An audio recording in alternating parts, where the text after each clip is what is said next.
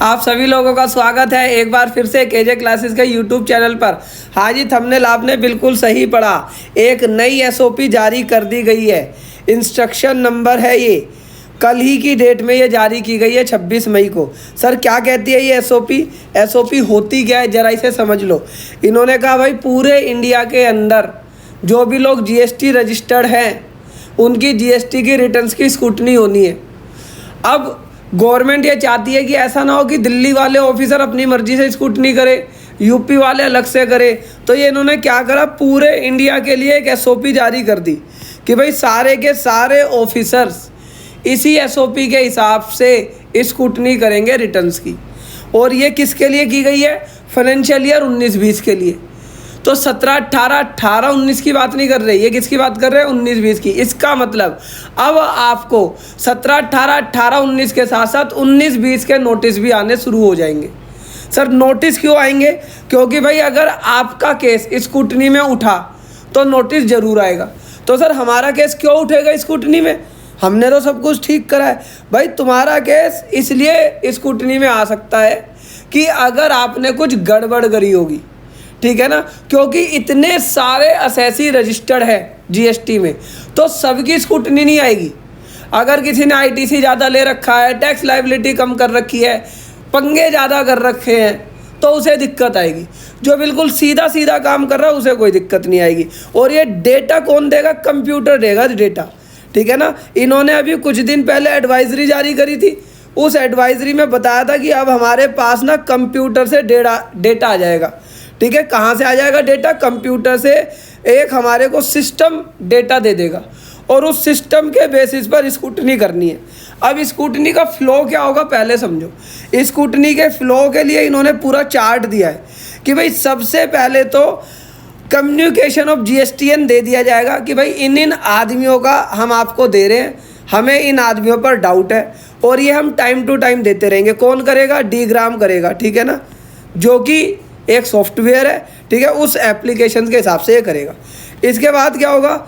उसके बाद 7 दिनों के अंदर फाइनलाइजेशन होगा कि भाई किस किस की स्क्रूटनी करनी है। इसके बाद क्या होगा? 1 महीने के अंदर अंदर ऑफिसर्स आपको नोटिस दे देगा ASMT 10, जहाँ जहाँ पर ज़रूरत होगी कि भाई यहाँ पर इन्हें ASMT 10 भेजो।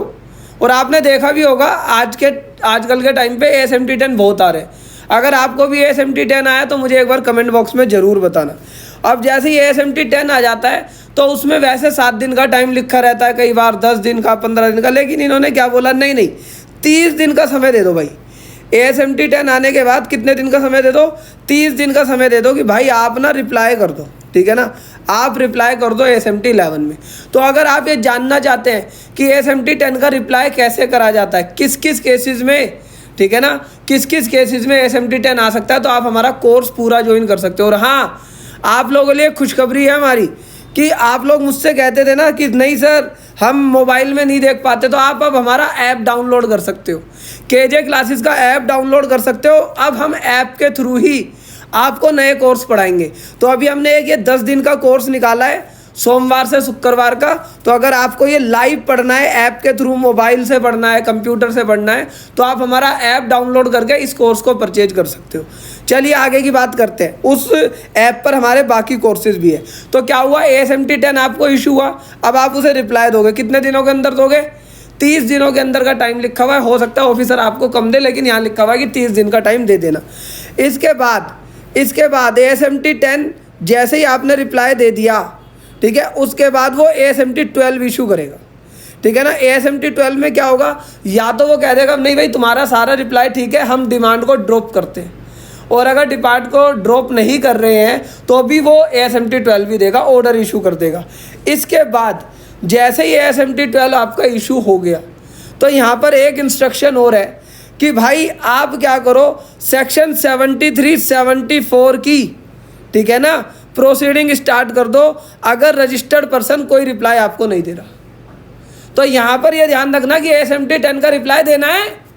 अगर ASMT 10 का तुमने रिप्लाई नहीं दिया तो सेक्शन 73, 74 की प्रोसीडिंग हो जाएगी।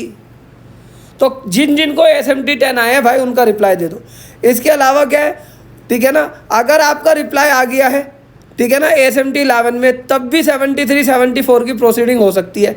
कब हो सकती है कि भाई आपको लग रहा है कि भाई इसने जो रिप्लाई दिया है वो सही नहीं है, अब इससे प्रोसीडिंग की जाए, तो सेक्शन 73 74 की प्रोसीडिंग हो सकती है अगर वो एक्सेप्टेबल नहीं है प्रॉपर ऑफिसर से। ठीक है जी। अब 73 74 के अलावा और क्या क्या प्रोसीडिंग आपके अगेंस्ट हो सकती है। 73 74 तो क्लियर पता है ना, फ्रॉड और नॉन फ्रॉड के केसेस में नोटिस आता है, फिर डिमांड आती है।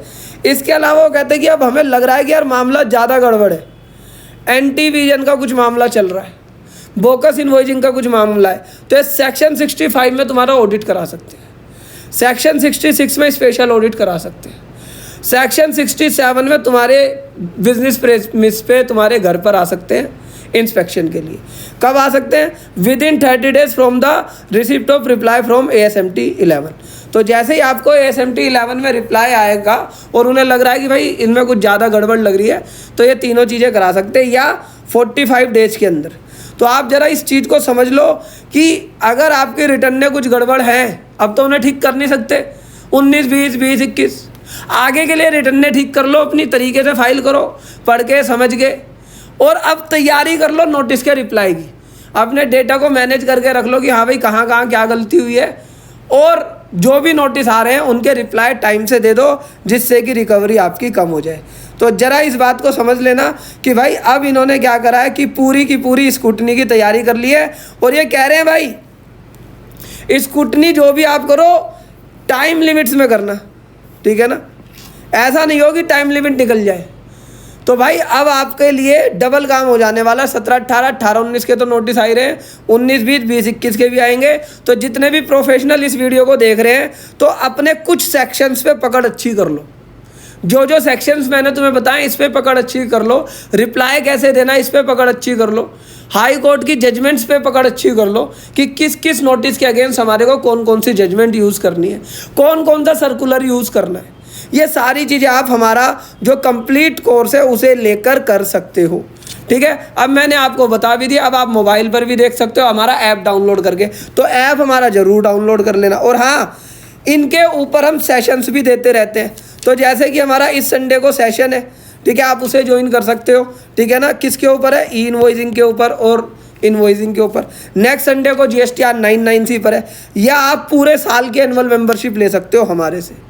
ठीक है, अगर इसका आपको एनालाइज चाहिए कि सर ये वाला जो एनालिसिस है, ठीक है, जो ये हमारा इंस्ट्रक्शन आया है, ये टेलीग्राम चैनल से ले लेना, और इसका एनालाइज हम प्रोफेशनल्स के लिए क्या करेंगे, फ्लायर फॉर्म में बनाकर दे देंगे, जिससे कि वो व्यक्ति है उस फ्लायर को अपने DP और स्टेटस पे लगा लेगा, तो उसके क्लाइंटों को भी ये इन्फॉर्मेशन चली जाएगी। तो इसका फ्लायर मैं बनवा दूंगा, आप लोग उसे ले सकते हैं। ठीक है, और पूरे साल के वेबिनार्स की मेंबरशिप भी ले सकते हैं। अगर वीडियो अच्छी लगी है तो मुझे कमेंट बॉक्स में कमेंट लिखकर बताना कि आपको वीडियो कैसी लगी।